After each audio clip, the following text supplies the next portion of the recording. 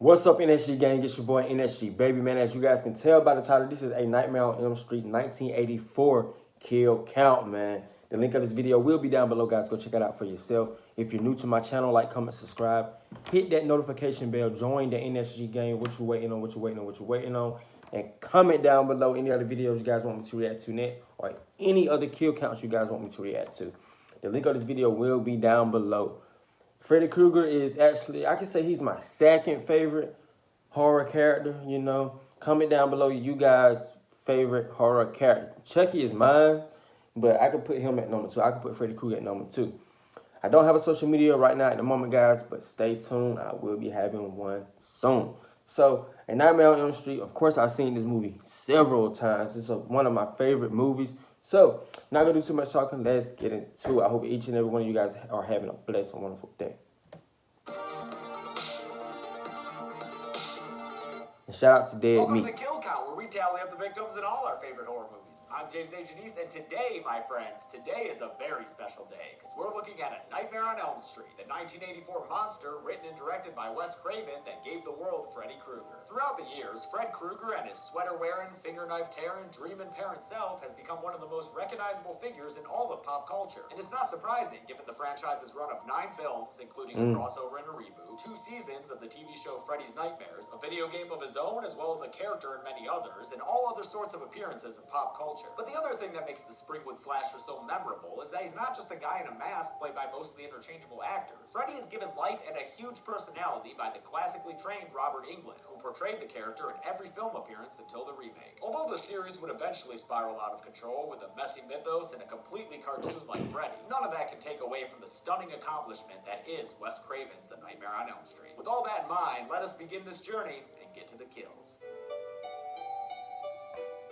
The movie begins with some picture-in-picture shots of a dude hard at work. What you got there, disembodied hands? A couple of knife blades, an old leather glove? Well, you make do with what you have, and voila, we've got the finger knife glove, the most iconic murder weapon in life. That is true. Use what you have, but in this case, no. On Elm Street. Right off the bat, we're in a dream, which is pretty obvious since nightgowns aren't your usual boiler room apparel. Also, there's a sheet. Our ill-dressed protagonist is Tina Gray, and she's being tormented by a fella wearing those Pinterest murder gloves. Better run as fast as you can, Tina. No, like run. For real. Like really run. What are you doing? Right when it looks like she's safe, her tormentor jumps up behind her, but then she wakes up from her dream. But wait a minute. How could that have just been a dream if her nightgown got torn like that? Tina grabs her crucifix for comfort as we're introduced to Springwood's newest sensation, the Jump Rope Girls, in their glossy premiere music video. This dude a character, man.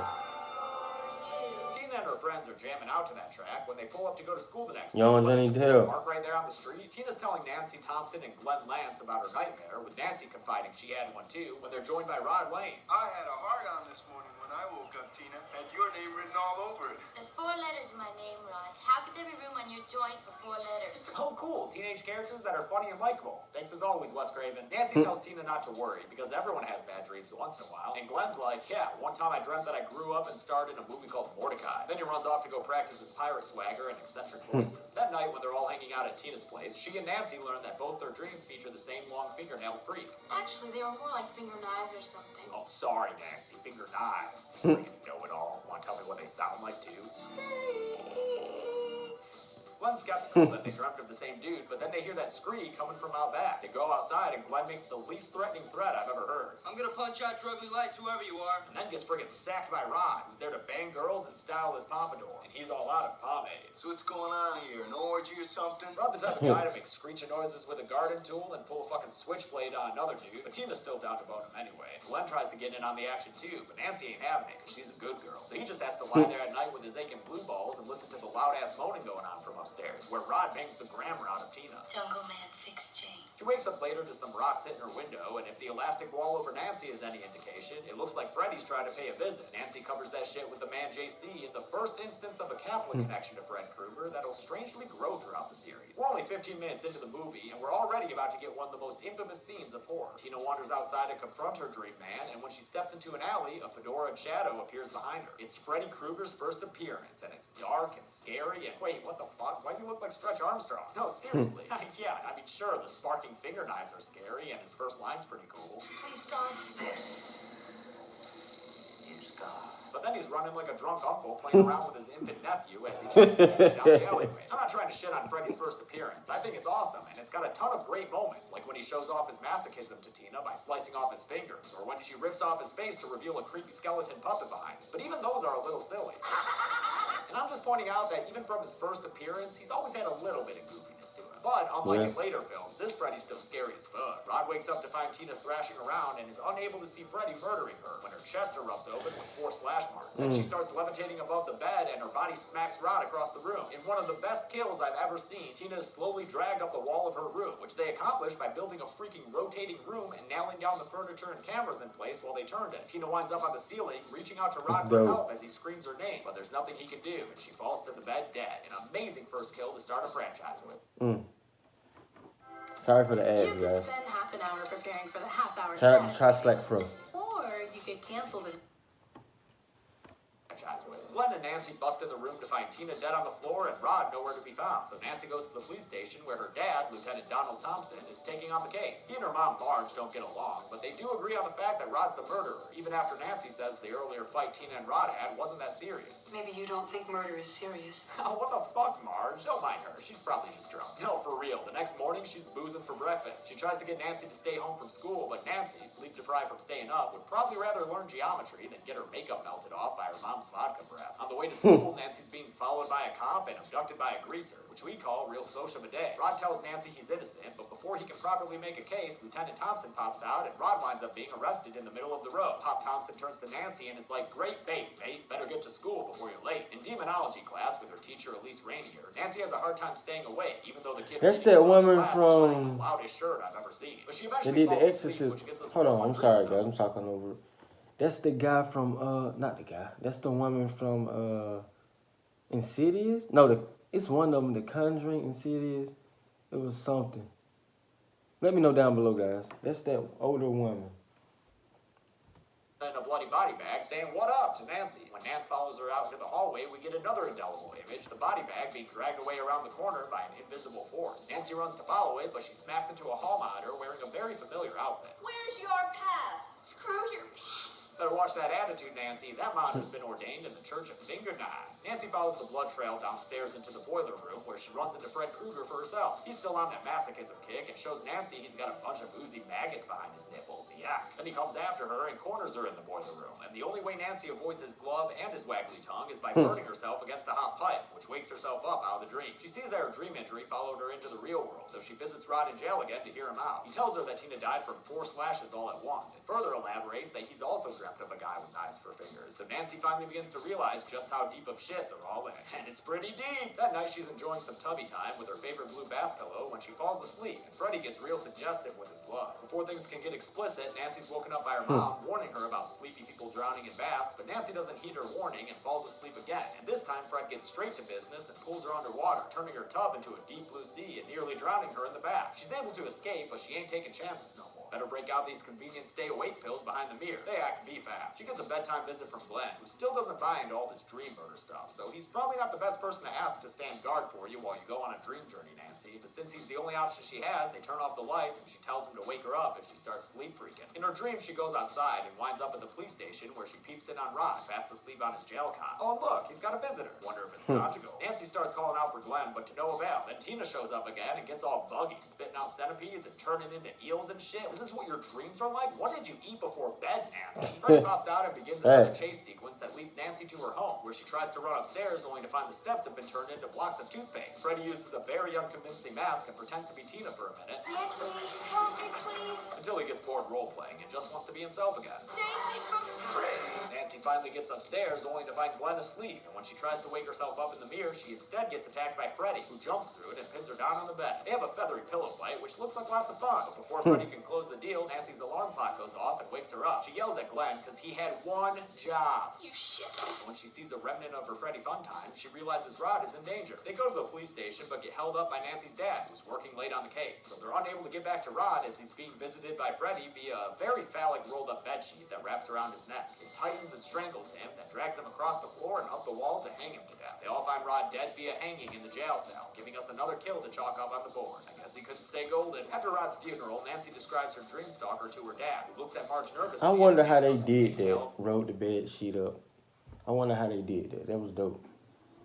Hat and the sweater and the finger knife. Mama Marge says it's time for Nancy to get help, so off to the CAPTCHA Institute for some science. Nancy goes to sleep under supervision, but when she slips into REM sleep, her charts start going all earthquaking, and she convulses violently in bed. Marge and the doctors wake her up to find 3 things. Number 1, Nancy's hair is now white. It just might remain that way for the rest of her days. Number 2, I don't really have Hamilton lyrics for 2 or 3, but she's got a slash on her arm, and she's pulled Freddy's fedora out of her dreams and into reality. But Nancy, how will he milady his way around Dream World now? The next morning, after Nancy shows Marge the name Fred Krueger is written inside the hat, you know, in case Fred ever had a coat check, I guess, Marge says he's not a threat because Fred Krueger is dead. And Nancy gets real mad that Marge has known about this dude the whole time. So mad that she smashes Marge's handle on the floor. Oh, that liquor's coming out of your allowance, young lady. Later on, after a scene very obviously shot in Venice Beach, despite the film's apparent Ohio setting, Nancy comes home to find the windows on her house and wrought iron bars covering them. Looks like Mama Marge got drunk and installed a new security system in, what, a single afternoon? And they say alcohol's a depressant. Marge takes Nancy down to the basement to finally fill her in on Fred Krueger's backstory. He was a filthy child murderer who killed at least 20 kids in the neighborhood. Oh, heavy shit. But know that here they only mention child murder. Still not great by any stretch of the imagination, but it wasn't until the reboot that Freddy explicitly became even more of a monster. Nancy asks if the justice system did its job, but sounds like it didn't. The lawyers got fat and the judge got famous, but somebody forgot to sign the search warrant in the right place, and Krueger was free just like that. So Marge admits that the parents trapped Freddy in an old warehouse and burned the mother down with him inside, killing him in the fire and taking for a death trophy his finger knife glove. Nancy calls Glenn, who, oh yeah, lives across the street in a crop top paradise, and tells him who Freddy is and how she plans to kill him. She's gonna grab him and pull him out of her dreams into the real world, and then, I guess, Glenn's supposed to do the dirty work? I grab the guy in my dream. You see me struggling, so you wake me up. We both come out, you whack the fucker, and we got The it. fuck? I still wouldn't be trusting this dude after he fell asleep last time, but Nancy gives him another chance and says to meet her on the porch at midnight. Whatever you do, don't fall asleep. Marge puts Nancy to bed and cleans up her coffeeware, not knowing that as soon as she's out of the room, Nancy's about to pull out her backup supply to get another fix of that sweet, sweet Joe. When it gets closer to midnight, Nancy goes to sneak out, only to be thwarted by Marge breaking out her own backup supply of essential fluid. She tries to call Glenn, but that fucking fuck-ass has fallen asleep again. So Glenn's dad answers the phone and tells Nancy to leave them alone, then takes the phone off the ringer so she can't call back anymore. Nancy gets a call back, though, only it's a horrible nail-screeching noise that causes her to rip the phone line out of the wall. That doesn't stop the phone from ringing again, though. Spooky. Better take that call, Nance. Must be pretty important. I'm your boyfriend now, Nancy. Oh, tongue on the first kiss, Fred. Slow that shit down. Nancy runs downstairs to find that she's been locked inside her own house by Marge, who's 2 sheets to the wind on the couch. Blah, blah. Then we finally get to see Glenn pay for never being able to stay the fuck awake when he gets sucked into his bed by Freddy's arm. His mattress turns into a straight up Serta sinkhole, and then a gory geyser as it erupts with blood. I wonder how they did all these Walls of edits. Glenn's room with his innards. It's a fascinating And kill. special They use the effects. same upside down room that Tina's kill did, only this one got a little out of control, shocking some crew members with the electrified blood water and tilting the room off balance when the blood pulled to one side. Thus the even weirder imagery of all that blood sliding off at an angle. This kill is an absolute classic. After Nancy's dad gets to Glenn's house, she calls him and tells him that now it's his job to whack the fucker when she pulls him out of her dream. But he just gives her some half-assed assurance that he will, then sends his deputy outside to keep an eye on her house. Now it's time for a Home Alone sequence. I feel like the 80s went on a real kick with kids and teenagers setting booby traps all over their houses. Anyone ever see the Bizarre Little Monsters with Fred Savage? Same type of shit, man. Of course, Nancy's traps have a bit more of a your next edge to them. Before the fun and games begin, she puts Marge to bed, and they have a heart-to-heart where they mostly make up. Yeah, Marge, maybe put down the bottle of bed vodka, huh? Leave it for the morning. Hair of the dog and all. Nancy sets a couple of alarms and casts off to Dreamland. She goes to her dream basement where the dream finger knives are missing. Then a dream door leads her to a dream boiler room because when you have this place as a shooting location, you might as well get a lot of use out of it. Freddy shows up and chases her, scaring her off a platform that lands her back in her front yard. Right before her alarm goes off, though, he shows up again and she leaps on him to try to bring him back to her world. She wakes up in bed and it looks like, well, it looks like nothing really happened. How do you explain that one, Nancy? I'm crazy after all. Yeah. Crazy like a fox. We get a great Final Girl sequence here, beginning with Nancy smashing a glass over Fred's head. The cop across the street ignores her pleas for help, so Fred finds the time to escape her room, only to get hit in the stomach with her sledgehammer trap, fall I know that backwards hurt. down the stairs, and trip over a wire, igniting a lamp full of gunpowder. God damn, Freddy, you clumsy as hell in the real world. They wind up in the basement where Nancy douses Fred with gasoline and lights him on fire. You wouldn't like Freddy when he's on fire, as he's about 20 pounds heavier in the face, and it looks fucking weird. It's actually an amazing fire stunt performed by Tony Cesare, who did stunts in The Thing Shining and played Ghostface in the first 2 Screams. Dude tumbles down the stairs while on fire, then begins to climb up them again, all of which was done in a single take. That's some Kane Hodder level stunt work, sorry. The cops finally take the screaming teenage girl seriously when they see her friggin' house is on fire. But if those burning footsteps are any indication, it looks like Freddy's escaped the basement and gone upstairs to go after Marge. Nancy walks in to find a flaming Freddy straddling her mother. And after Donald rushes in and puts out the fire with a sheet, they pull it back to find Marge's charred corpse floating over an eerie abyss. It sinks down into nothingness, and her death concludes with the bed returning to normal. How do you believe me? Yeah, you kinda owe your daughter for life for this one, Lieutenant. Nancy sends her dad downstairs because she knows she's gotta finish this shit. She turns her back to the bed and allows Freddy to rise up from it, tearing his way out of the sheets like an impatient, murdery newborn. But she tells him that it's too late for him to get her, and that the whole thing is just a dream.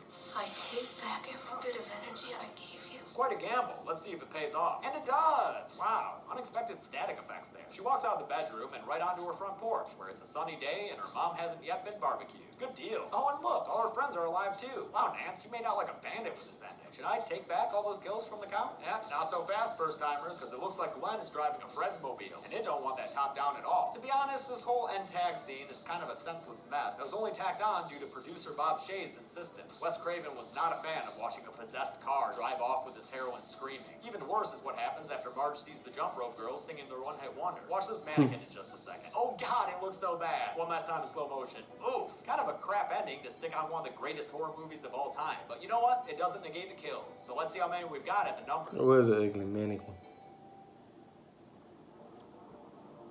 4 people died in the original Nightmare on Elm Street, which is low, but surprisingly But I still love not the them. lowest in the series. Of the victims, 2 were men and 2 were women, making Freddy a certified equal opportunity murderer. With a runtime of 91 minutes, that comes out to a kill on average every 22.75 minutes. I'll give the golden chainsaw for coolest kill to Glenn. It was tough between his and Tina's deaths, since they're both absolutely incredible. But this one might have just won out because of the accidental slide all the blood does at the end. It just looks so damn cool. Dalmache for lamest death goes to Rod. It's a fine kill, but compared to the other 3, it's the least memorable. And that's it. Nightmare on Elm Street was released in 1984 and single-handedly launched New Line Cinema into the big leagues of production companies. It also spawned a whole bunch of sequels, and we'll cover the first one, Freddy's Revenge, next Friday. Until then, I'm James A. Janice. This has been the Kill Count. Thanks a lot for watching my Kill Count for A Nightmare on Elm Street. I want to thank a couple of my patrons. Okay, guys, if you enjoyed this video, give it a thumbs up. Man, this is one of the classics. This is one of the horror classics, man. Like I said before, he's my second favorite horror character. Comment down below your favorite horror character, man. That being said, comment down below any of the kill count videos you guys want me to react to next. Also, or any other videos, I got you guys. So, that being said, NSG gang and NSG gang and NSG baby. Self-love is the best love. Self-care is the best care. I'll see you guys on the next video. Love each and every one of you guys.